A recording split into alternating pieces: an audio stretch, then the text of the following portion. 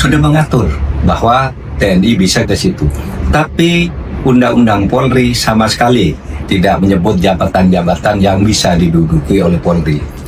Mahfud MD turut mengomentari terbitnya Peraturan Kepolisian Negara Republik Indonesia Nomor 10 Tahun 2025 yang mengizinkan polisi aktif mengisi 17 jabatan sipil di kementerian dan lembaga negara.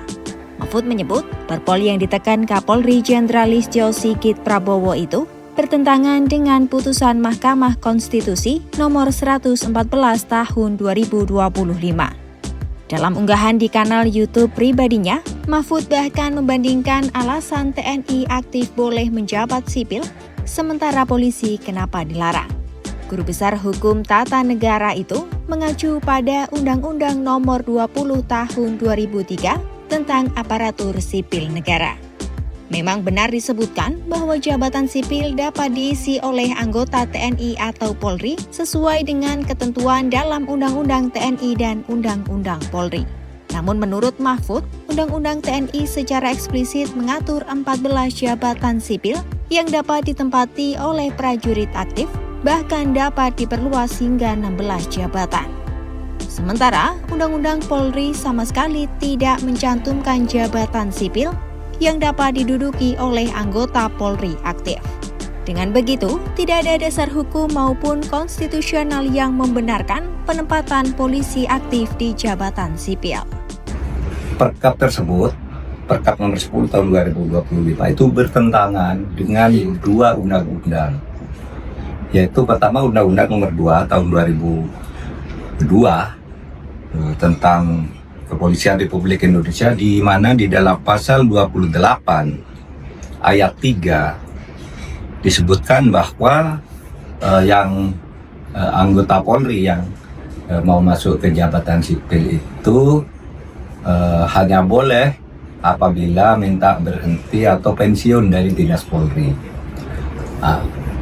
Ketentuan terbatas ini sudah dikuatkan oleh putusan Mahkamah Konstitusi nomor 114 tahun 2025. Perkap tersebut juga bertentangan dengan Undang nomor 20 tahun 2003 tentang ASN, terutama pasal 19 ayat 3 yang menyebut bahwa jabatan-jabatan sipil di tingkat pusat boleh diduduki oleh anggota TNI dan anggota Polri sesuai dengan yang diatur di dalam Undang-Undang TNI dan Undang-Undang Polri. Undang-Undang TNI sudah mengatur adanya 14 jabatan yang kalau diperluas menjadi 16 sudah mengatur bahwa TNI bisa ke situ. Tapi Undang-Undang Polri sama sekali tidak menyebut jabatan-jabatan yang bisa diduduki oleh Polri. Dengan demikian, ketentuan Perkap itu kalau memang diperlukan, itu harus dimasukkan di dalam undang-undang. Tidak bisa hanya dengan sebuah perkap jabatan sipil itu diatur. Selain UU ASN, Perpol baru juga bertentangan dengan Undang-Undang Nomor 2 Tahun 2002 tentang Polri. Dalam pasal 28 ayat 3 mengharuskan anggota polisi yang ingin menjabat posisi sipil harus mundur atau pensiun dari dinas Polri. Menurut Mahfud, hal itu pun diperkuat dengan putusan Mahkamah Konstitusi nomor 114 tahun 2025.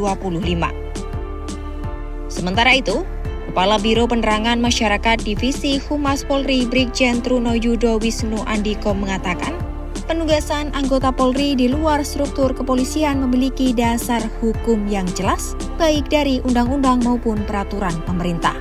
Pada Kompas Jumat 12 Desember 2025, Trunoyudo menjelaskan mekanisme penugasan dilakukan melalui permintaan resmi pejabat pembina kepegawaian instansi pusat kepada Kapolri.